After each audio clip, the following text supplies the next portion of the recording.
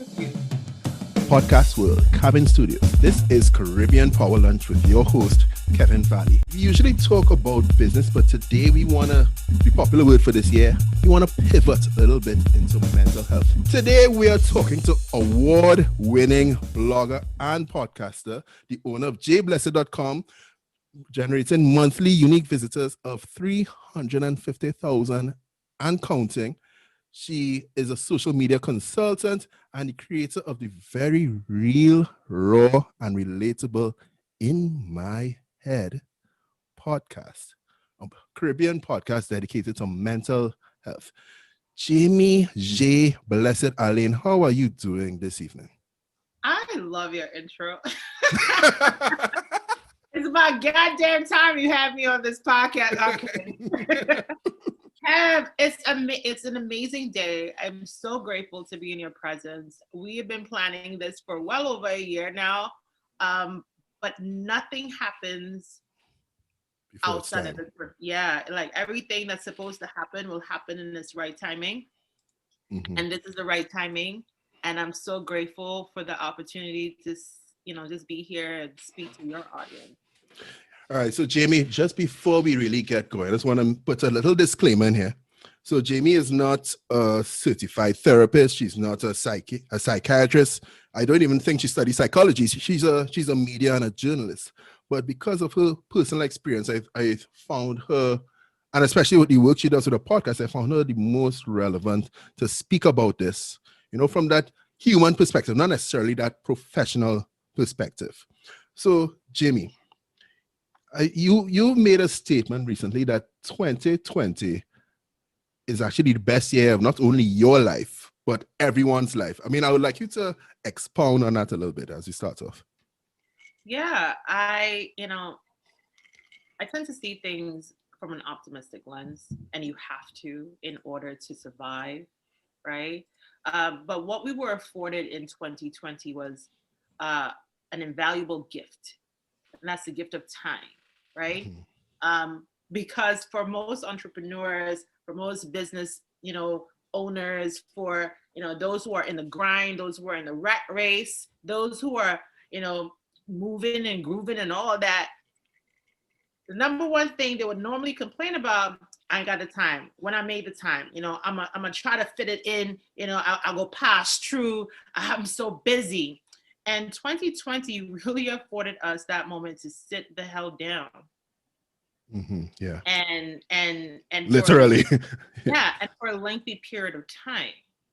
And so if you were really about something, you would have spent time with yourself, internalize, be introspective, and want to make changes in your Mm-hmm. life and the way you do your business, because you were forced to make changes, right? You had to, in order to be able to survive, you had to make changes. And I don't think people really realize how great a gift that is. Change is a beautiful thing, right? The only constant thing in life is change. Is either you're going to be changing for the better or you're going to be changing for the worst. What's your choice? Yeah. And funny enough, you speak about change in 2020, the beginning of the pandemic is when I made one of the biggest changes in my life. Is actually the end of February. I resigned from my full-time job and decided to go head first 100% into entrepreneurship. And then 2 weeks later, pandemic hit and everywhere is closed down and everything, so it really, it was a shock factor for me. And spend this past year, sometimes I'm saying, yeah, things are great, things are great. Other times it's like, all right, so how am I going to make some revenue this month and that month and the other month, because it is when you just start off, things are lumpy, and I feel like it's that stress is what it kind of helped me put on weight, because it manifests in different ways, right? I'm not trying, and I want to interject here. I'm not trying to romanticize change, mm-hmm. right? This positive, good, uplifting, beautiful change. Mm-hmm. That shit is hard. It's depressing. Yeah. It's dark. It's lonely. It's painful. Okay. So I'm not here to romanticize it. What I'm saying is, if you want better for yourself, you are willing to go through that process, because I would rather go through this painful process knowing that the reward that is going to yield me is far better than what I have now, what I had before. I'm willing to do that than to stay stagnant. And you said something just now, which I know I feel like I want to be the interviewer now, because I want to ask you, like, how Well, did you could ask me a question if you want. I mean, I know you interview as well. And you know, sometimes I go through that same challenge. Like when somebody's interviewing me, I'm like, I want to ask a question though. I want to ask the question because you resigned right at the top of the big worldwide announcement of, you know, COVID really being a global pandemic, right? And so what was going through your mind as someone who had a steady full-time job to now launching, you know, getting this fire under you to go into entrepreneurship, and then the whole world shuts down, and now you're thinking, I want to know, what were you thinking? Were you thinking, did I make the right decision? I could be getting some severance package. I could get some money coming in, and I don't know. Like, that's some real life stuff. So I'll tell you. All right. So before I resigned, and just to give a little bit of context, so I was working with family actually, you know. So you know, my eldest brother, he's the CEO of the company I was working with. You know, I had a senior position, not because I was his brother, because of my experience and whatnot, right? But say again. No nepotism. No. Yes, no, none of that. And you know, funny enough, like even before me joining that company, I wanted to make sure that I was at a place where I could actually come and bring value, as opposed to just come and kind of grab onto my brother's leg and just have him drag me up, you know. So I spent about 4 years in a more junior role at it, and then I was promoted to a vice president role. But anyway, so I had a decent job, you know, decent paying job, whatever, decent profile and everything. The job gave me access to a good network, you know, around the region in terms of institutional investors and whatnot. But I kept having this fire in my belly, especially as I was running a podcast where I'm interviewing entrepreneurs every week. And you know, passion is contagious. And you listen every week you hear about somebody's stories where you know, they already is, and it's a similar structure, right? There's an inflection point where they decide, okay, this is it. Is it either aha moment or is I have to do this kind of moment, right? It's one or the other.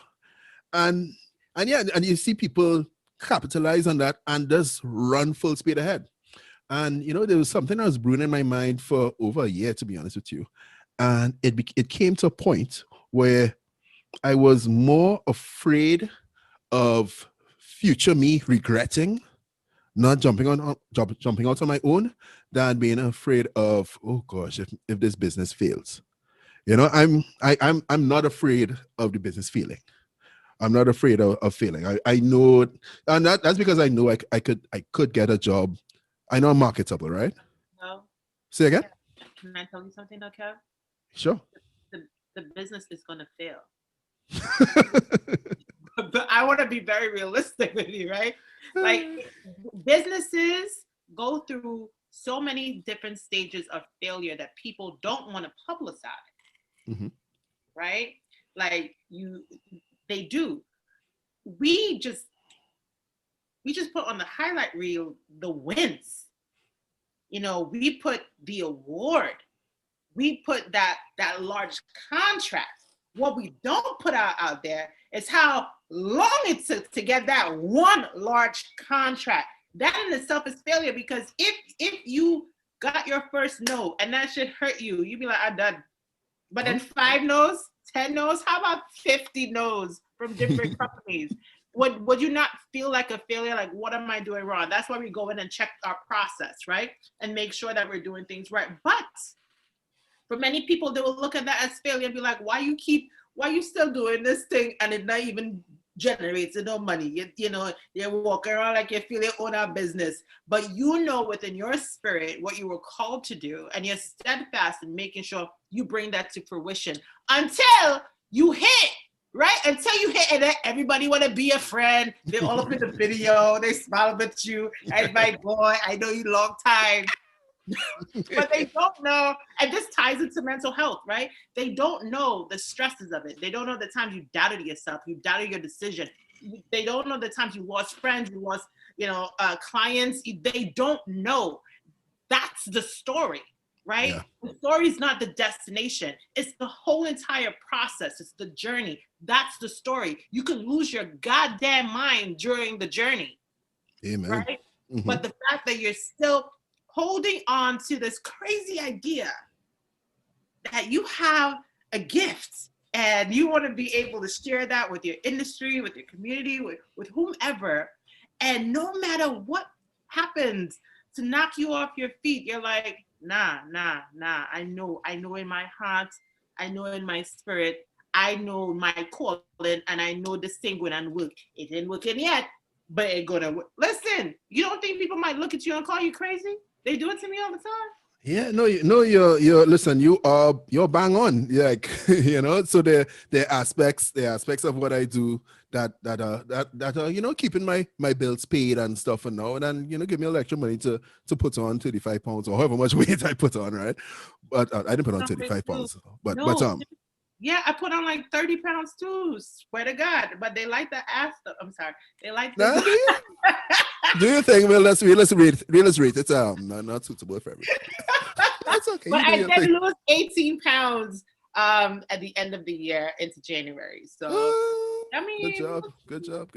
But you're right. It's extremely lumpy. It's not as glamorous as it looks. I mean, people might see me on social media in a suit saying some smart business thing, but yeah, man, it's like all of that is just hoping to to get some attention, to bring in some leads or what have you. I love the fact that you in this episode are becoming so vulnerable with your audience. I talking to you. I mean, I gotta do it. I can't come here in front. Let me tell you something. I was just talking to my sister before we got on. My sister's in Trinidad. And I said, sis, you know that in 3 days, it would be 18 years since I came to this country alone at 18 years old. Mm-hmm. And she was like, I know. I'm so proud of you. And I want to be the first person to say happy anniversary. And I'm so proud of you. 18 years, an immigrant. I had no family here to help me with getting my papers or my green card or none of that. I actually got to JFK and didn't know where I was going to stay, where I was going to sleep. Right. Jay, I don't know if you read my prep notes also, but that's actually exactly where I was trying to go. I was like, all right, so how do we get to this whole migration to New York thing, bro? That's all here. Yeah, so I mean, so 18 years ago, as you said, 2003, you didn't give any notice to your job. You're working a government job, and you just packed your stuff, a carry-on, not even like a full suitcase, because like you thought you knew you were going to migrate and move your entire life, but you still packed a carry-on. That's pretty amazing. But anyway, so you pack a carry-on and you jump on a plane, you go to JFK with 500 US, or is it 75 US? 75. So all right, so I converted to TT, my mistake. So, all right, so you go to America with 75 US in your pocket. I think you had $1 in coins as well. My gosh, the fact that you know my whole story. This is such a wow. This is what we do. This is what we do, Jay. We're podcasters. All right, so you do that. So what in the hell was going through your mind prior to that? I mean, aside from, all right. So I know you're working a government job and you didn't want to end up being there for 20 years, but it's got to be more than that. It's the same feeling that most entrepreneurs feel. Mm-hmm. This burning desire that there's something more out there for them, and they're going to go and get it. They're going to go and make it happen. They don't know how. They might have some sort of a slightly fleshed out idea. Some of them have, like a whole strategy. My strategy was just to get to JFK and make it through immigration. Okay, like that was my plan. I never even traveled internationally ever. Mm-hmm. There was many firsts for me. And you're talking about mental health in this episode. Mm-hmm. but everything ties in. It ties into your professional life. It ties into your Exactly. entrepreneurial life. It ties into your relationships. It ties into your relationship with self and others. It ties into how confident you are when you walk into a boardroom, or if you deal with imposter syndrome. All that shit ties in. And I just had this burning desire, and I've always known it since I was a little girl, that I was just different. And I was so different that I would leave everything behind and do something that still to this day people will look and be like, how? Why? But 18 years later, I can tell you, I'm so very proud of myself. And I'm also immensely grateful to God for keeping me safe, keeping me sane. Because this place out here will drive you crazy. You understand? Living here in America is not as fancy as people be making it out to be on Instagram with a nice little grid and thing and like walking outside taking pictures. It's not that. Especially when you're an immigrant that has a different type of story. Not everyone comes here with a green card as soon as they walk through JFK. So can you understand the other layer of stress and anxiety and pressure and just even shame? Yeah. Right? That's heavy stuff. Yeah, I mean, yeah. So I mean, that brings up another curious question for me. Like, and we can leave this out to the episode if it's something that you want to leave. But yeah, how were you able to get naturalized into these states? If you just show up there with your backpack? So you might actually get an exclusive. Well, that's right. That's what I aim for. That's right. That's what I go for. That's my goal. So I'm not naturalized. So I'm not a U.S. citizen. That's what naturalization is. Oh. But I can legally work in the U.S. Mm-hmm. And I've been able to do that. And that only actually recently happened a few years ago. A few years ago that I could count on one hand. Oh, So wow. imagine being here for 18 years and not being able to travel home, not being able to do a lot of things that are afforded to, let's just say, green card holders. Wait, you haven't been back to Trinidad since? I have not seen my grandfather in 18 years. Oh my God! To me, I thought you'd visit here every year or something. I have not, and so, wow. I'm in a situation now or a place where I am legally fine here in this country. I can legally work. My documentations are gone through. It's actually approved, so that's a major thing. And I'm being very vulnerable in this particular episode.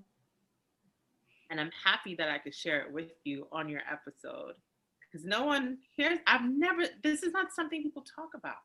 Mm-hmm. They don't want to talk about it. They don't have a green card. So how you're managing, how you're paying your bills. But let me tell you something about my God, though. Let me tell you something about my God. Let me hear about your God. From the time I reached in this country to this time right now, being on this episode with you, I've not been in need or lack. Everything I've ever wanted, I've had. And that's the power of the mind. And that's why mental health is really, really important, because once your mind is messed up, your whole life is messed up. And when you're a really strong person who's gifted, who's about something, who really has a lot to offer, a lot of value to give to the world, that's that place the enemy comes to attack your mind. Right? And that's why I've battled throughout the years, right? And so I've been gifted enough to have a corner office on Wall Street in an immigration law firm without papers. Mm-hmm. Right. If that's not God, and I'm telling you my business, I've been able, and people be like, well, just marry and get papers. I've been married. I'm not the type of person that will marry for documentation. I'm married because I love you, right? Like, I'm a hopeless romantic. Mm-hmm. And I'm also a person of good character. I'm not here to use someone ultimately just to get papers and move on, right? And these are the stories you don't hear. These are the stories people don't talk about because, one, it's embarrassing. Two, they want to make it seem as if they've always had it together. But let me tell you how I had to clean toilets and wash windows while I was J Blessed, at the height of J Blessed. Why? Because my mom had cancer and she flew up here and I needed extra income. And though Jay Bless was paying my rent and paying my bills, her health condition required a little bit more. And I wasn't ashamed to go clean toilets and wash windows. You see that kind of work ethic? Yes. Even now, 18 years later, I'm not anywhere where I have envisioned for my life, but I'm so much further than when I came when I landed in JFK. And this life, this is a life I had actually envisioned back then. I'm living it. So many times we get so caught up in, you want this big story of, the house and the car and the land, and you have it though, you have it, but you want it bigger. And every time you get it, you want it bigger. But are you not grateful? This is the same thing you were praying for, and you have it. And so God has kept me. My ancestors have made sure they beat up people along the way, clear my path, make sure I'm walking good. And I am grateful. And this is why people have to understand, even in business, even in life, there's a natural ebb and flow. It's a natural ebb and flow. Yeah, I mean, so I know, I could tell that you're a very resilient person. You're actually a survivor. I mean, just before we jumped on, I looked at your Disruptive Keynote address, and I'm like, woo, woo! My paws raised. Like, I never saw Jay Bless like this before. You sounded like a preacher. You were on fire. You were speaking rapid fire, and you just had your facts and everything. And you're just looking dead into the camera, and you're just delivering. It's like, wow. It's like, all right, this podcast got me lit. Wow. Oh my God. That makes me feel so good, because every single thing I do, even when I write a blog post, and I'm a bit different. I don't do things for money. Money comes to me. I think I'm going to use that as the highlight reel. I don't. Money just finds me. But when you're operating in your gift, though, when you are operating in your gift, money comes to you, wealth comes to you, people are drawn to you. And so I don't chase money. People who start chasing money end up in a lot of trouble. They end up negotiating their character for funds. I'm not here to entertain people. I'm here to speak the truth. If you like it, okay, hit my cash down. Become an investor. If you don't like it, I mean, you're gonna be all right. But the seed is already planted. It's just... If you like it, just become an investor. Come on, let's get in here. Seriously, but that keynote was also another vulnerable, experience for me. But vulnerability is part of my package. Yeah, this is part of my business acumen. Being vulnerable. So you were extremely vulnerable in that, and I mean, again, you have full control. You could let me know, hey Kevin, this is too much, this is too deep. But you mentioned it there, so I'm gonna mention it here.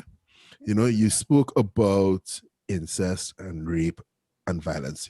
Just speaking of yourself as a survivor. I mean, without going into too much detail, or however much detail you're comfortable giving us in terms of how can help an audience member, not necessarily just to support all the business, right? How was that for you, and how were you able to recover from that mentally? Again, back to having a strong belief in higher power and faith. And man, last December I had one of the most amazing spiritual experiences of my life, where I actually saw how I was called to be in this family, to be the generational curse breaker. That God saw the little girl go through he allowed those things to happen, right? Like seriously, a lot of the things that happened in my life as a little girl, I don't have control over that. But it's something I was telling my daughter recently, and I'm like, please, before you turn into, she's going off to college next year. Imagine that, my daughter's going off to college. Congratulations. Thank you. I'm like, God hears the prayers of children. So keep praying. He hears and he answers the prayers of children, because here I am as an adult seeing, wow, I remember when I was 5 and I was praying for exactly the same. Who would have thought that a 5-year-old in Trinidad and Mobile, someone would look in the sky and see a plane and be like, I want to go in the sky because that's where I think America is. And then all of a sudden you reach here.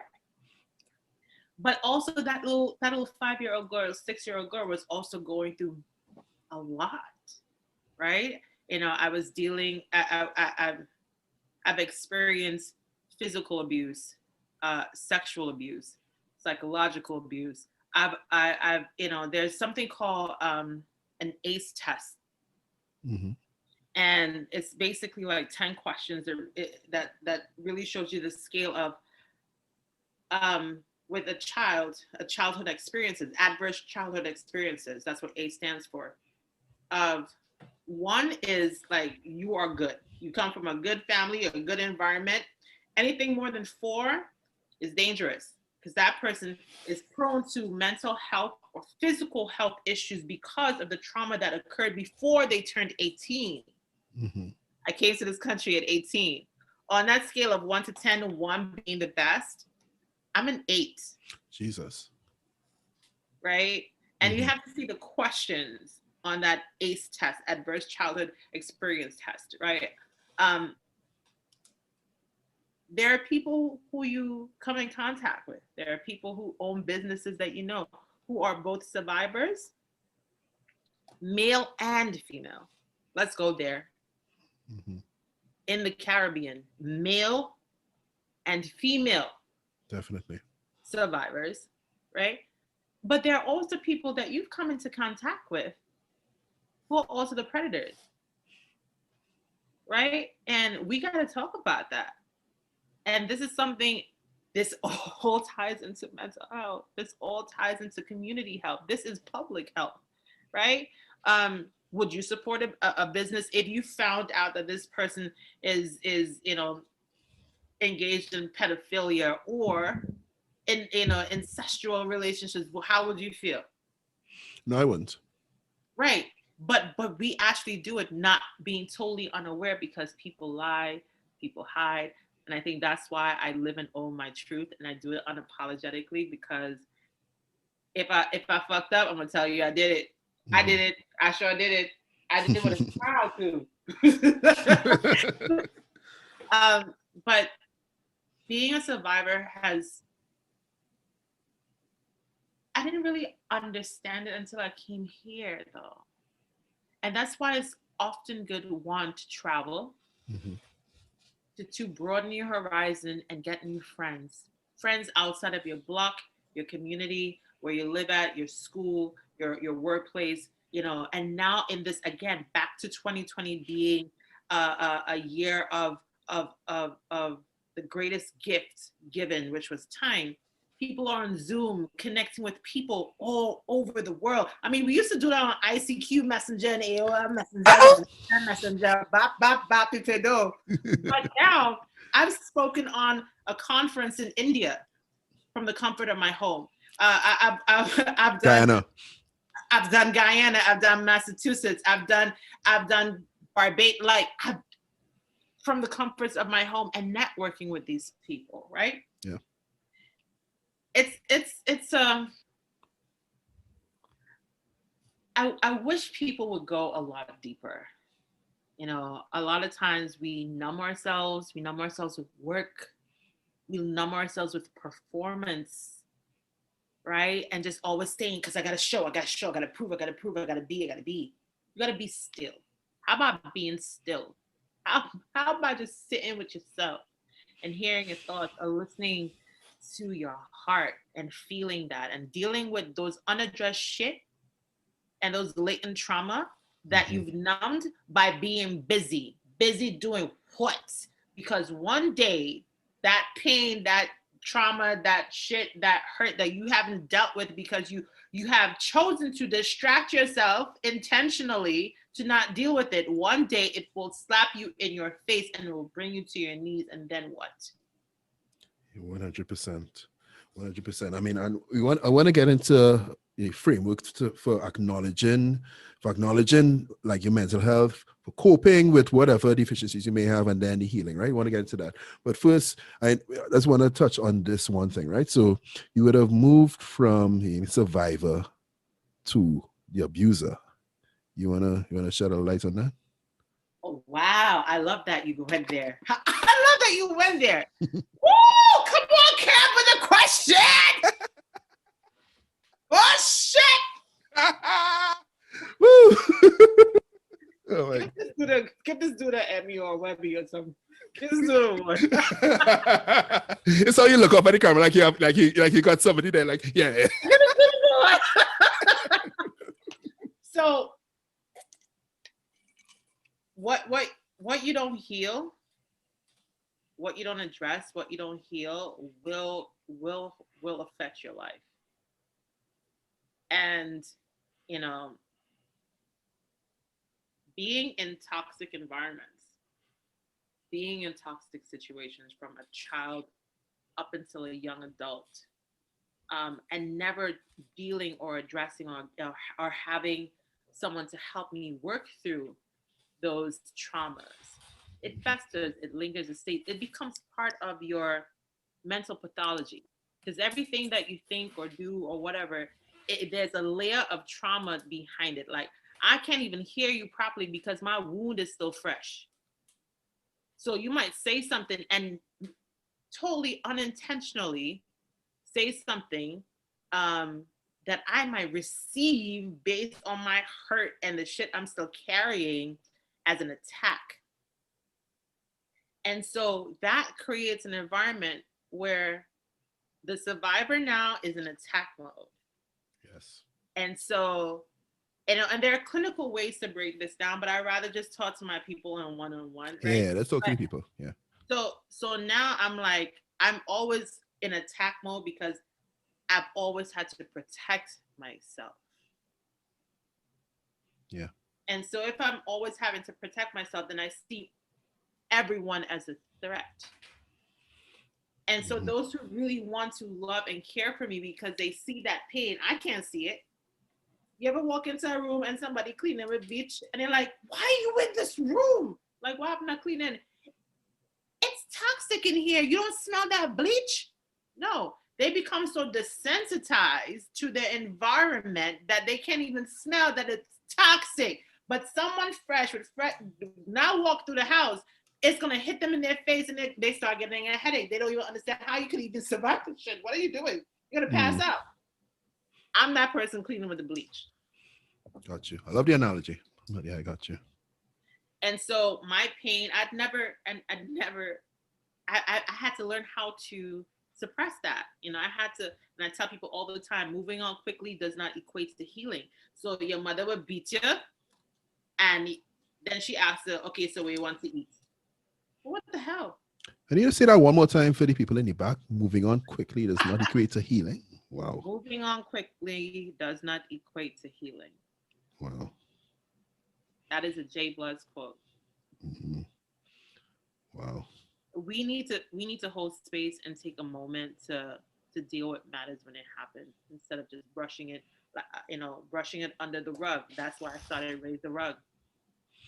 Would you consider yourself a strong person? Almost definitely. Strength is my birthright. Yeah. You know, most strong people are strong.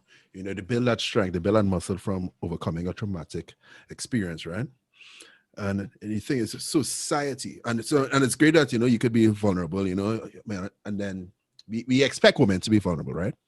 But society expects men to be strong. You know, expect men to be the leader of a household sometimes. The provider. Can I tell you something? Right? But with strength comes, you know, weakness though. Like people have to exercise. Like for you to build strength, you gotta work at it. Like you may not have always been strong in an area, but if you applied yourself and you worked at it, right? And like I always talk about healing as well. Healing is not linear. Talking about strength. Strength isn't just I'm strong, so I'm forceful. You see me, I'm always like domineering, or you see that I'm confident. Strength also is quiet. Strength shows up in different ways. It's not loud sometimes for some people. Strength also means getting back up every time you fall on your face and trying again. yeah. I That's mean, true. I like that you say that strength sometimes is quiet, and especially with men most times it is, right?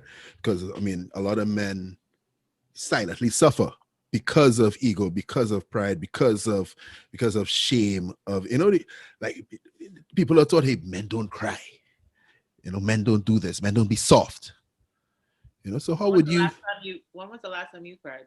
me? Um, I say I watch. I said you watch a show called This Is Us. Yes, I do. Listen, Oh my God, some of you cried because we cried. Me and listen, Maya no. and I, we cried every episode. Yeah, yeah, no, they tug at your heart. They tug at your heart. So I mean, sometimes I sit down here, by myself, drinking a little rum, watching This Is Us, and be like, nah, man, how do you gonna do that around? No, But outside of This Is Us, here's your moment of vulnerability with your own audience. I actually like proper tears. I don't know. It's hard to say. It could be recently, could not, because it could just be something I just cry quick and then overlook and then just move on or whatever. Like, because life is stressful, right? Life is hard. There are a lot of things we deal with, especially as adults. But why do you cry quick though? Why is it that you don't want to allow yourself to feel that? I'm very I like to think solutions quick, right? So you delve in the pain, so all right. So how do we fix this? What do we do? Right. And then I get up. All right, so let's start to do that. And there are so many people like that who are very solutions oriented. Mm-hmm. They don't have no time to cry. But there are also those same people who've also gone through some stuff that they never really even sat for themselves to feel their emotions outside of being happy or angry. Like Mm-hmm. there's so many other emotions, especially when it comes to crying, and especially when it comes to our Black men and Mm-hmm. Caribbean men. Well, I mean, come Oh on now. God. The only Yeah, time but all they crying is all they can't get all they rum, all they can't get. Nah, never mind. well, it's our men here crying because they couldn't play masters here because of the pandemic. That's real tears.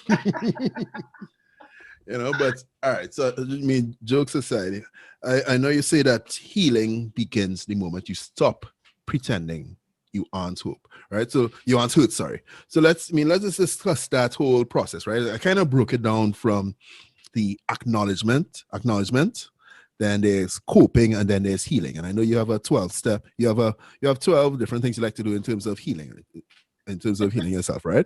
But I'm let's just mad. talk about say again. I'm mad that you know me. You do your research so well.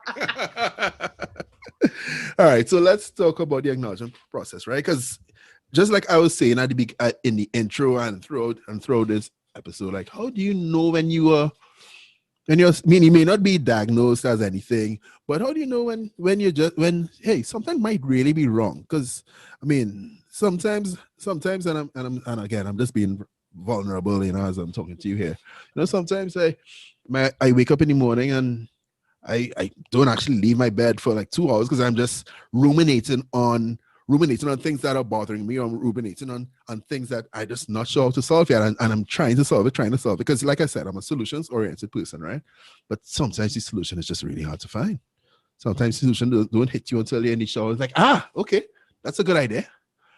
But but during that whole fight up phase, it's like, damn, like I need to get up, but not right now. Yes. So like, Those are a bunch of different things you're saying at the same time, because you need to mhm, get up, but you're telling yourself not right now. Well, that's okay. Listen to your body. Rest. I think us, especially as Black people, we don't know how to rest because we've been conditioned for over 400 plus years to be workers in a field when we were really kings and queens who are supposed to live a life of luxury. And somewhere mhm. along the line in our lineage, we've been working our ass off. And so we always feel like we have to be up working, working, working. Meanwhile, other people just rested. They got their businesses. They just laid back. They're on yacht. Like they're living a life of luxury, or they've invested well in business, so they know that they're working smart, Yes. right, and not Mhm. working hard. But when how do you know that something is wrong? When you say to yourself, I don't feel like myself, I feel like something is wrong. And then when you get the confirmation, because you always get a confirmation, if you're really in tune with your intuition, you always get a confirmation. Give me an example of what a confirmation might look like. Someone will come and ask you, "You all right? You don't seem like yourself." Oh, I get that all the time. Oh shit. Everything okay with you? Like I got that last week. Okay, so let's talk about that. Oh god. Again, we did give the disclaimer earlier. I'm not a psychotherapist. I'm not a psychologist. I am not a mental health, a licensed social worker or mental health professional. But you there ruminating. It sounds like you anxious about something. Why are you struggling with anxiety? It's all right, without getting into detail, like there's situations with with people who may be close to you or whatnot, that kind of that are deep seated. You can't really change people, right? You can't really change adult people or whatnot, right? So it's thinking about how you want to deal with those situations, like in terms of like setting boundaries, in terms of like what to say, because what to say that might trigger them or whatever. It's just like, yeah, it could be really trying. It could be really, really trying. And sometimes you just be like, I just don't feel like dealing. So I guess that's my body saying, hey, let's just go back and lay down. Well, but you gotta listen to your body, listen to your mind, listen to your heart. You know. We always know. We just always asking people for some sort of external validation to confirm what we know. And if they say no, then we're like, okay, then it's no. But you always know.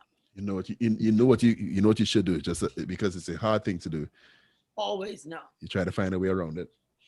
And I love the fact that you talked about boundaries, because boundaries is a healthy thing to implement in your life, in not just your personal relationship, but also in your business relationship, right? So that client's not calling you up at 10 o'clock in the night. What the hell are you calling me up at 10 o'clock in the night for? Stress me out about some dumb shit. And but you have to create those boundaries. Like, my business hours are between 9 to 5. I'll go at 7 for the latest. You can get me. After that, I'm unavailable. I got a family, and if I don't, I got me. I got to take care of me. I'm sorry. I'll see you tomorrow. Right. But being a people pleaser.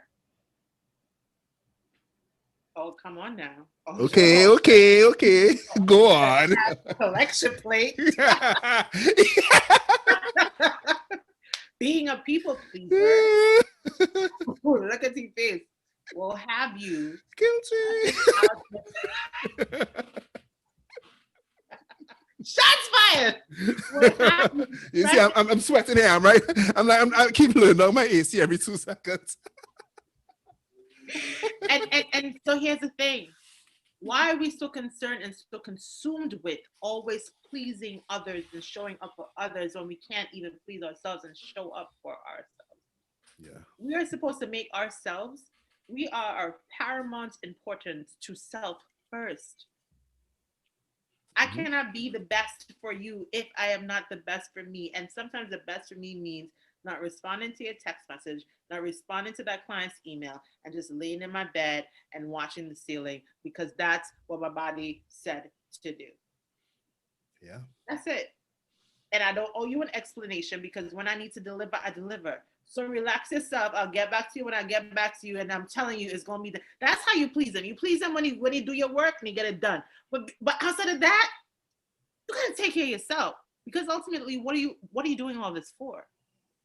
If you're not happy, if you're not at peace, if you don't feel centered, and you're going to have moments, again, this is not some sort of linear shit. You're going to have moments when you're stressed the hell out. You're going to have moments where you're happy as ever. You're going to have moments when you just want to give up, but you always have to make space and hold space for yourself to get back to center. 100. You have to, or else you're going to burn out. 100. So, all right. So I think we kind of touched on the on the acknowledgement. I want a podcast. I didn't want a whole therapy session. Right.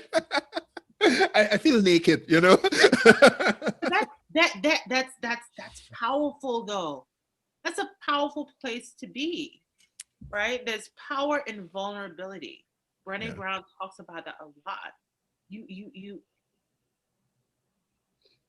It's such, we've been taught so many crazy things, right? And so as people are out there reading all these business literature, business books, business studies and papers online, and they're consuming themselves with reading all that they can do to, be a leader in their industry, and be a great employer or employee, like navigate work environments.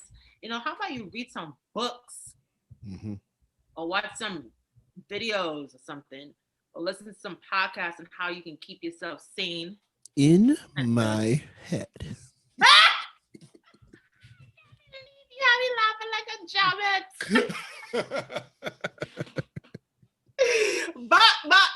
But yeah, or listen to In My Head with Jay Blessed, or just feed your soul. Mm-hmm. Feed your soul with healthy content, healthy books. Just we're not doing enough of that. Yeah. All right. So we covered the acknowledgement process. Essentially, you acknowledgement and coping. Essentially, listen to your body and you set boundaries and everything, right? I want to get to the healing process. So for people who are really suffering with these mood swings, suffering from the anxiety and everything, pandemic or not, you have a 12-step process. And I want to get through at least some of them really quick. I hope you wrote them down. Oh yeah. Yeah. I didn't memorize them. My memory ain't that good. All right, but the first one is obviously therapy, right? Touch on that a little bit. Yeah, I mean, just the same way like you go to a licensed beautician or cosmetologist, or to get your hair done because you want to trust someone who has done a certain amount of hours to get their license to practice cosmetology. It's the same way as you go to a mechanic who has a track record of making sure they do their work uh, in excellence, right? And they know these cars, right? And they can operate and fix these specific cars, just the same way as when you have heart issues, you go to a cardiologist because you're not going to go to a plumber to fix your goddamn heart.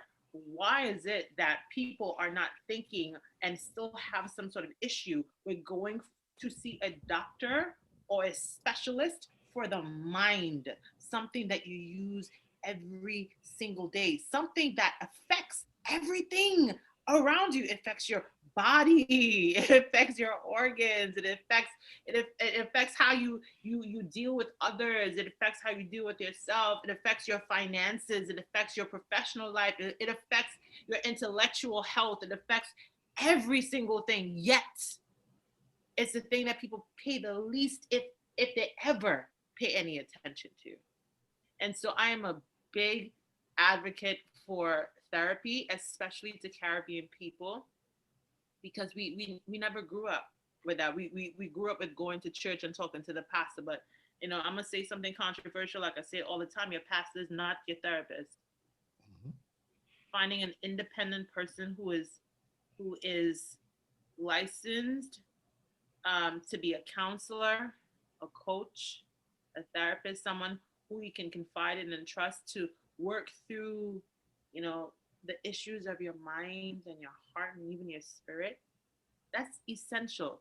And for some of us, we may not be able to have access to a therapist, but we have someone we could trust, someone we can, confide in, that we know would not violate that privacy, and who we know, whose counsel we can count on, Mm-hmm. right? And who will call us on our shit, right? Accountability partner, essentially. Exactly. Mm-hmm. Sometimes it's not your partner. Sometimes it's not your mother.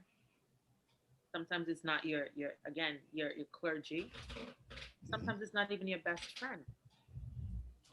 Sometimes it's someone totally independent who you could actually just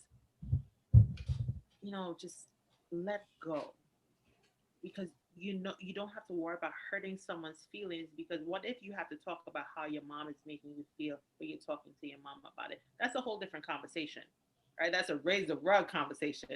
But how about we talk through it with the therapist first, so you know how to handle that when confronting or discussing with someone you love about how they make you feel if it's negative, right? Yeah. There's so many different ways to deal with healing. Therapy is top, but therapy is not for everyone either. And there's not only just talk therapy, right? There's different types of talk therapy. There's a bunch of different types of therapy. Um, but above that, I would actually say meditation and prayer. And they're two different things, right?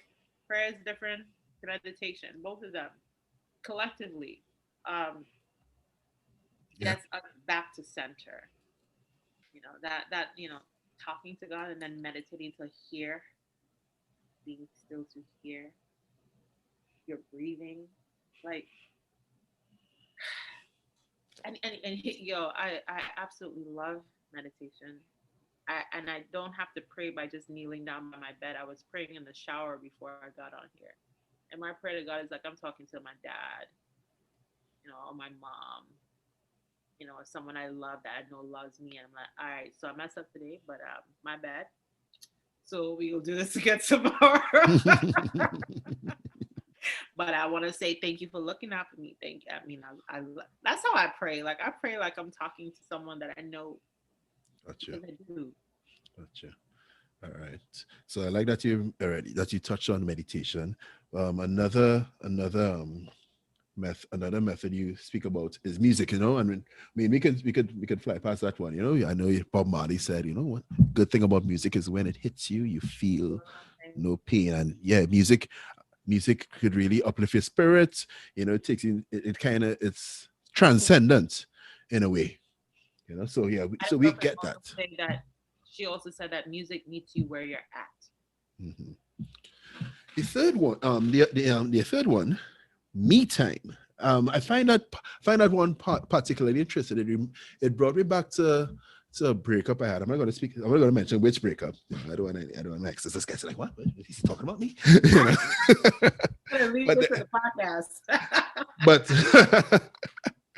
But I remember there's a particular breakup I had, and after that breakup, I would spend a lot of time with myself, just saying, Kevin, I love you. You're great. I'll go to a bar by myself and just, and I'm not talking about over drinking or anything like that. I'll just have a drink, but go to the movie by myself, just, spend time with myself and just kind of, it was like a woosa kind of vibe.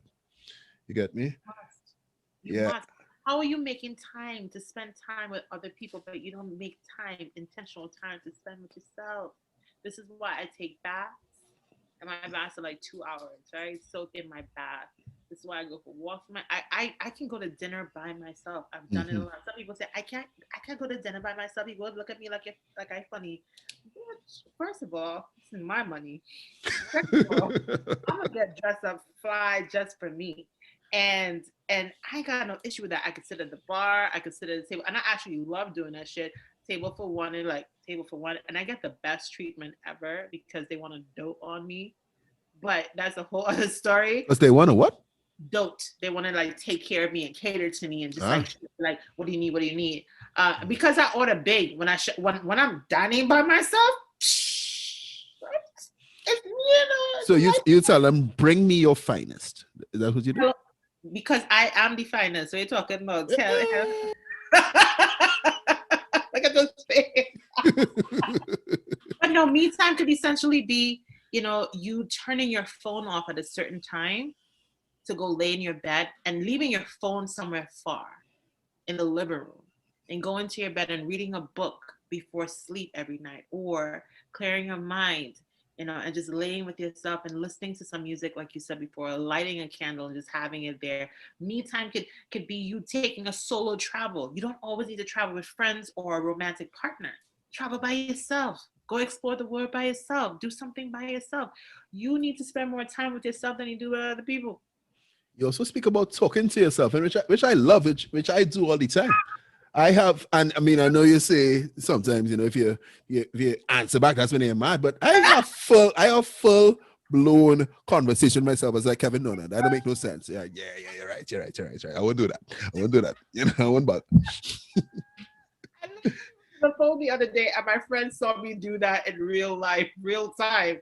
They're like, what the hell just happened? I'm like, I was talking to myself. Like, but they were like, but I'm here. Why don't you just talk to me? You wouldn't understand. Yeah, no, I get me. Okay, I get me. But one of the other things, like I started this has nothing to do with business, but it has everything to do with people and mental health, because sexual health is mental health. Boy, yet I cannot wait till sex is essential. Well, I see you had sex as number 12, so I wanted to know, why isn't it number 1? Because that was a climax. That was a Okay. I see what you did there. I see what you did.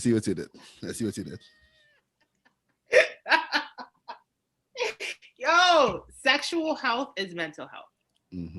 But healthy sex with people who, when they leave and after it's done, you don't feel depleted, you don't feel less than, you don't feel like you made a big mistake, you don't feel, horrible.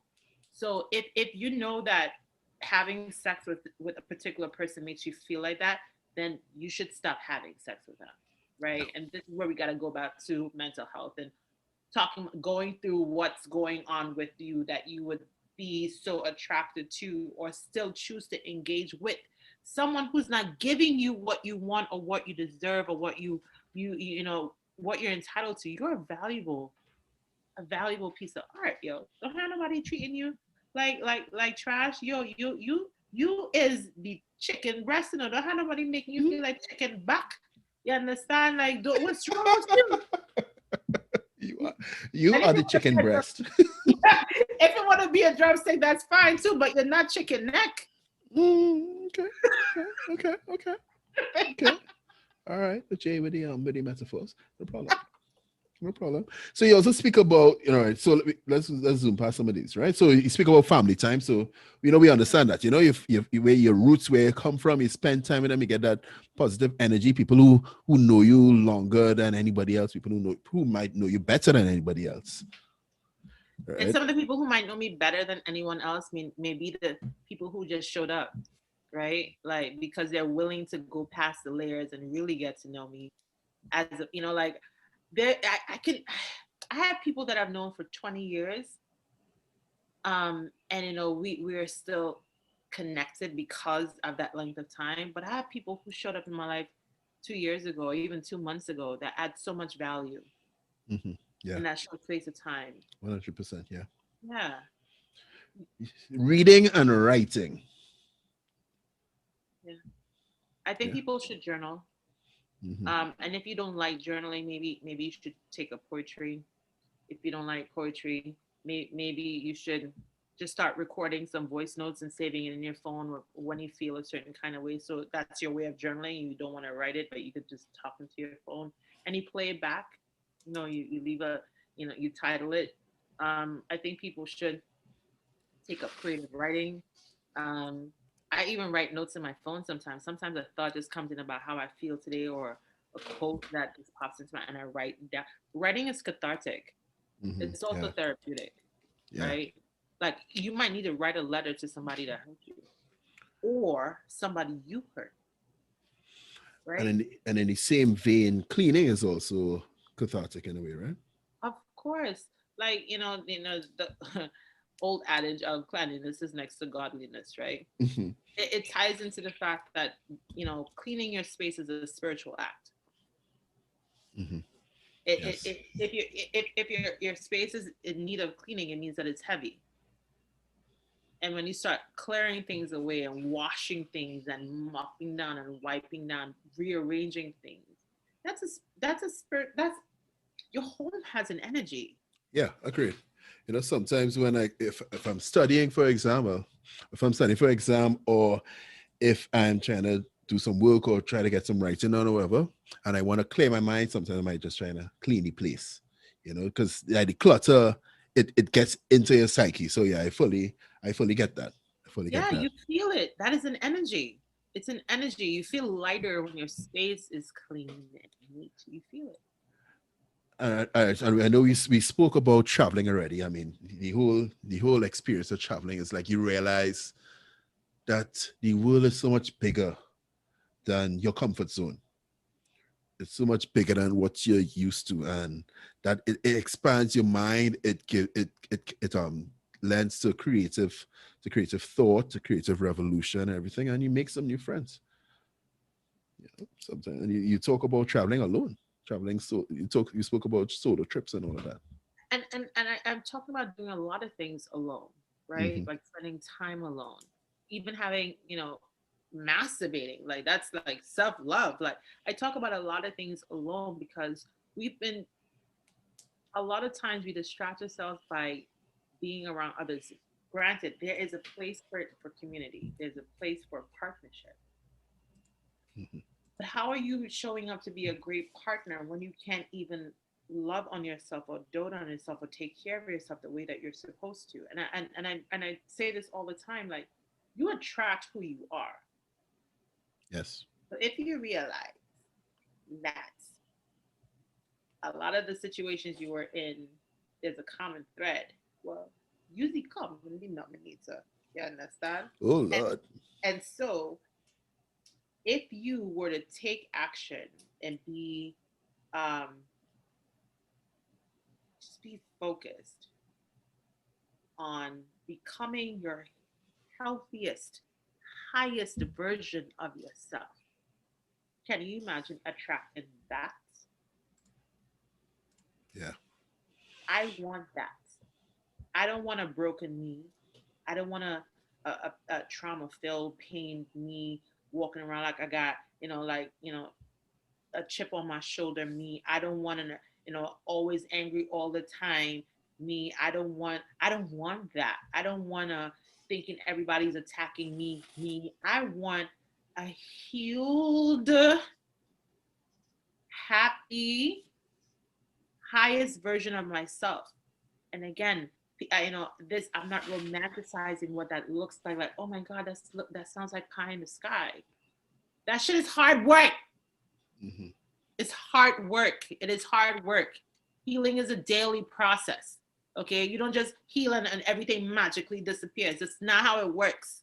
Okay. You don't love yourself and all of a sudden you're just in love with yourself. The next day you might be like, what the hell is wrong with me? I'm just so sad. I can't stand. Like, you're going to go through that.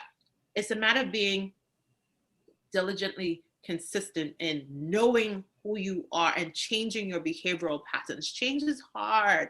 Change is goddamn hard. I actually tweeted something earlier, which is so crazy that we're talking about this. I said, behavior is hard to change. To everyone doing daily work to correct negative behavior and to develop healthy ones, I see you. Just don't forget to extend grace to yourself. Yes. Yeah. Yeah. Yeah. Yeah. Yeah. Man, I don't even know what to add on to that. I mean, yeah, you got to be easy on yourself, right? You got to be easy on yourself. I mean, all right. So the last point you had there was running, right? Running is good for the Or body, good for the exercise. soul. Yeah, exercise. Yeah, good for your release stress, improve your memory, and everything, right? But kind of going back to what you just said, in terms of going easy on yourself, and you also say that pain will find you, and it is up to you to determine how long the pain will visit you for. Wow, like you're gonna make me cry hearing But you say my words back to me. Like Kevin, this moment, I want to honor you because it shows that you are one, a voracious reader. You are a brilliant researcher. Um, but you really take time and pour your all into every episode that you do by investing your time in getting to know your guest. That's profound. That's a gift. That's beautiful. And this is why you will be and continue to be and be greater than you've ever imagined, a very successful man. Because, you know, what you just did there was make me feel important. And I tell people this all the time. Like, You want to get people to do something for you. You want to get people to be their best selves. Make them feel important, but do it from a genuine place, right? I just want to honor you because you're a boss. I see you, King. All right, okay, cool. Listen, wow. And if you only know that how I just how I just kind of hustle things together. But you know what? I appreciate that. And yes, I do like to make it all about my guests and all about the people who are listening. So yeah, I Yeah, do. but even if you hustled it all together, listen, you're Kevin Valley. You know what to do in a hustle. Like what you did in a hustle would take another person 5 days to do it. They wouldn't even be able to know where to start, what to look for, where to go at. That's something that's built over a period of time that you saying is a hustle, but that's a gift. You pull that out. And so back to what you said about pain, if you don't deal with it, it will find you. I said that earlier in the conversation. You Yeah. must. You cannot. Back to healing doesn't equate to moving on quickly, Mm-hmm. right? Like, Yeah. again, I'm hoping in this moment as people navigate these new spaces in order to have a thriving business so that you don't break down. Because if you break down, do you have a structure in place that your business could thrive without you? Listen, I say that everywhere I go. Every time somebody brings me on a panel to talk about business, I said that is, and to talk about business and investment. That's the one thing that investors think about. It's like, all right, so what happens if this man has to leave this business, or this woman has to leave this business? Is Can it this business sustainable? continue to operate? Yeah, and many people are building businesses that cannot survive without them. They cannot go and take a 2 month vacation by themselves, and they still have it run as business as usual. And worse than that, they have nobody else to pass things on to. And their reasons for that, it might be that they don't have any they don't have any way to train people and they onboard them, or even worse than that, they don't give people autonomy, right? They think that they are the business and the business only moves when they make a decision, and that is dangerous. It is dangerous. It is extremely dangerous, and therefore it would not last long if Exactly. you don't have a structure. And I know Exactly. this too because I've lived that life, Yeah. right? Like I know this, but I'm one of those. I'm an anomaly. Hmm. If I don't feel like writing, I am gonna write. If I don't feel, and because at the end of the day, what's the objective here? Is the objective really to have the most money in the world, or is the objective to live a long and healthy and fruitful life? Because I want the latter. I want the long and healthy, fruitful life. Because there are billionaires who would trade places with us right now because they're on their last day about to die. They can't spend that money in their grave, right? And so what they want and what they're probably trying to do right now, and you see it on movies, is find this potion to live longer, right? Or to be youthful, right? I want to have a long, healthy, prosperous life. And for me, that would require me to take a month off or 2 months off because ultimately I know what the goal is, right? I told you already, I'm not chasing money. Money chasing me. Mm. Yeah. Bye, bye. All right. On that note, Jay, on that note, Jay, as we get ready to wrap up, is there anything that you wanna leave our audience with? Anything that you wanna make sure that we touch on? Any, giving you open mic, open forum, open platform. Go. There's so many things I could say, but I know that I've said a lot earlier.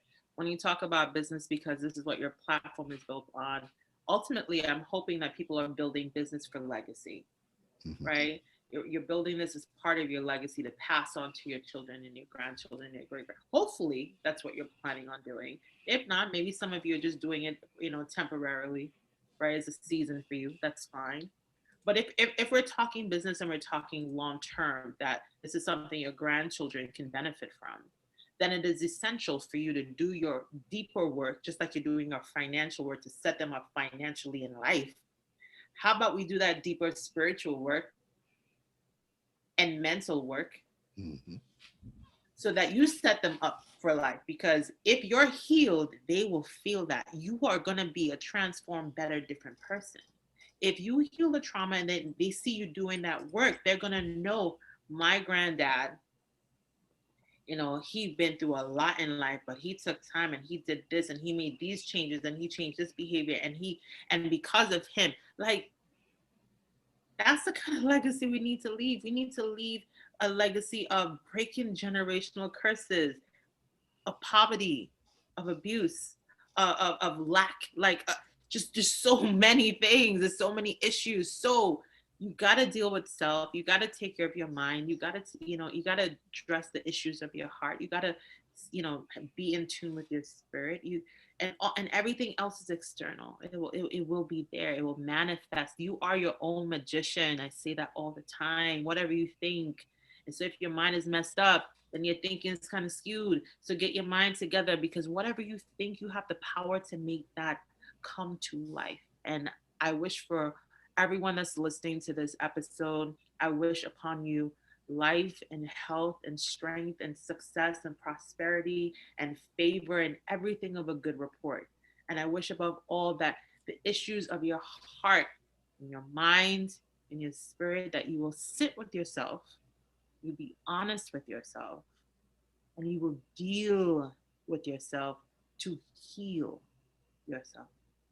Thank you so much, Kev.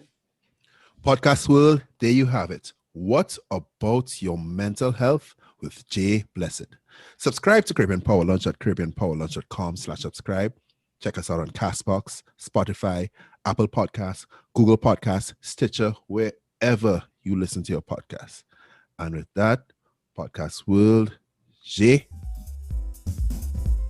Thank you so much, Caribbean Power Lunch.